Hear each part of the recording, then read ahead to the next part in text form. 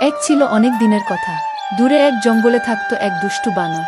সে দেখতে ছিল ছোট্ট আর চঞ্চল, কিন্তু তার দুষ্টুমির শেষ ছিল না। জঙ্গলের ভেতর দিয়ে যত মানুষ যেত, তাদের জিনিসপত্র চুরি করে নিয়ে মজা করাই ছিল তার একমাত্র কাজ। কারো ঝুড়ি থেকে ফল নিয়ে পালিয়ে যেত, কারো কাঁধ থেকে কাপড় টেনে নিয়ে উঁচু গাছে উঠে যেত। এভাবে সে সারাদিন মজা করত আর মানুষদের বিরক্ত করত। একদিন এক গ্রামবাসী কাছের গ্রামে যাওয়ার জন্য সেই জঙ্গল দিয়ে যাচ্ছিল। রোদ ছিল প্রচণ্ড, আর দীর্ঘ পথ হেঁটে তার শরীর ক্লান্ত হয়ে পড়েছিল। কিছুটা হাঁটার পর সে একটি বড় গাছের ছায়ায় বসে বিশ্রাম নিতে লাগল।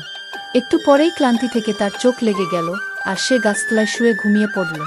এই সুযোগে দুষ্টু বানর গাছ থেকে লাফ দিয়ে নামল। মানুষটার গায়ে থাকা কাপড়টি টেনে নিয়ে দ্রুত গাছে উঠে গেল। কিছুক্ষণ পরে মানুষটা ঘুম থেকে উঠে দেখে কাপড় নেই। উপরে তাকাতেই দেখতে পেল বানরের হাতে তার কাপড়। মানুষটা রাগে চিৎকার করে বলল, ওই বানর, এটা আমার কাপড়, তাড়াতাড়ি আমাকে ফেরত দাও। কিন্তু বানর তার কথা শুনল না, বরং মানুষের নকল করতে লাগল। সে কাপড়টা না দিয়ে উল্টো নানা ভঙ্গিতে নাড়াচাড়া করতে লাগল।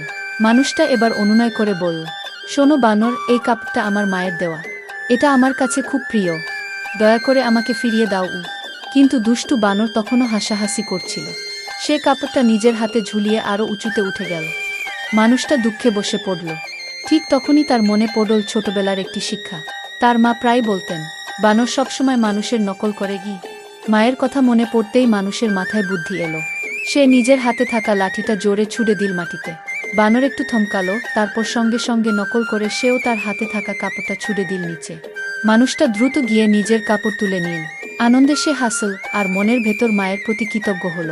তারপর আর সময় নষ্ট না করে সে জঙ্গল ছেড়ে গ্রামমুখী হল। জঙ্গলের দুষ্টু বানর দূর থেকে তাকিয়ে দেখল মানুষটা বুদ্ধি দিয়ে তাকে পরাজিত করেছে। সে এবার বুঝল, শুধু দুষ্টুমি করলে চলে না, মানুষ অনেক বুদ্ধিমান।